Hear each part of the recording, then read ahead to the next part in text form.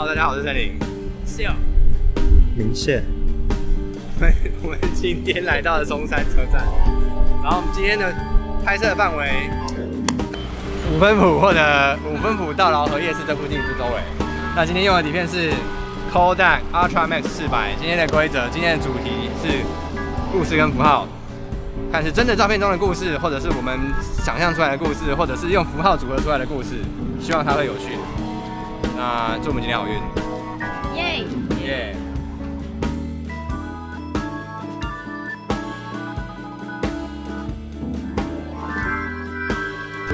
如何在街上进步了？拍照。我觉得帮助我最多就是拼图，就是对，而且最好是放一阵子之后再拼自己的图。自己评自己还是给别人评？都有。对，看自己的图，然后知道要改进什么地方会更好。通常在看以前的作品，就会觉得以前都拍不好这样。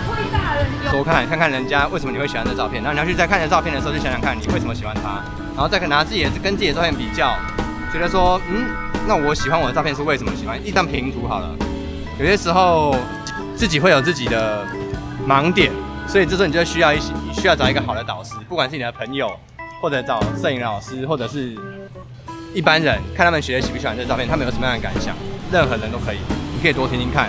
然后可以去分享一些意见，然后去再找出自己照片的问题。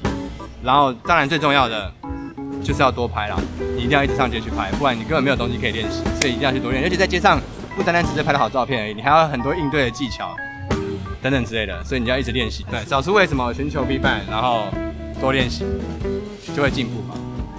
多看你，因为现在网络这么这么泛滥，然后网络上面的图这么多，可是你都吸收太多，就是不管好或不好的，如果都照单全收的话，我觉得路会走差掉。因为我是这样觉得啦，你其实我认同你的论点，可是问题是我觉得我如果不去多看的话，我没有办法比较，我没有办法我要建立一个基准点。我的意思是，多看之前你要先去多涉略，例如说成名的大师的作品，是，对啊，可以多看一些成名大师的作品。然后或者是多涉猎一些有关艺术或者是哲学相关的书籍。你当有这个基础之后，你才有办法去分辨说哪一些是好的照片。我觉得他就是帮我的话补充了啦，就是这样。这其实并没有冲突啊，因为你一定得要，我觉得还是可以这样。不过多看，对，我觉得应该讲说讲多看不够详细，更详细的是要多看好的东西。不急啦，每个年龄层都会有自己喜欢的风格。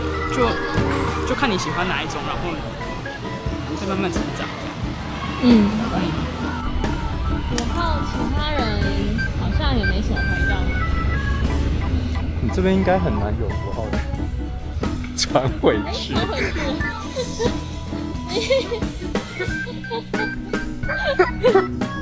我会蛮多故事。怎么在这里？怎么那么巧嘞？拍几张了？我们完全没有要演的故事。好啦，走啊，往劳合夜市前进。不好拍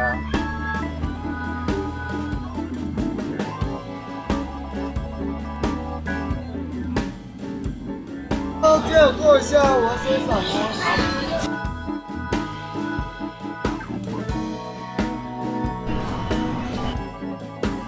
骗了一张。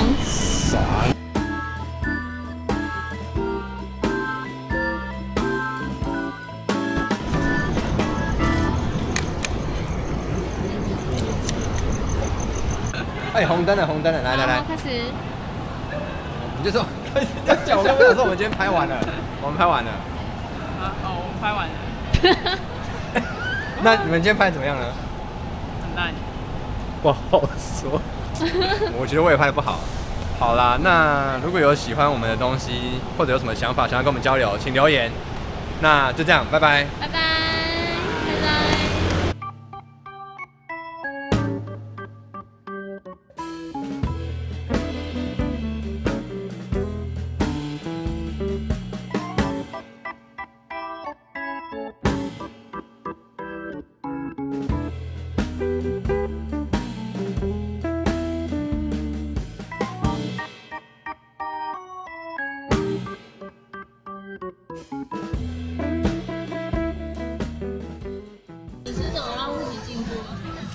就是常拍啊，然后最好是不煎蛋，煎蛋不煎蛋的拍。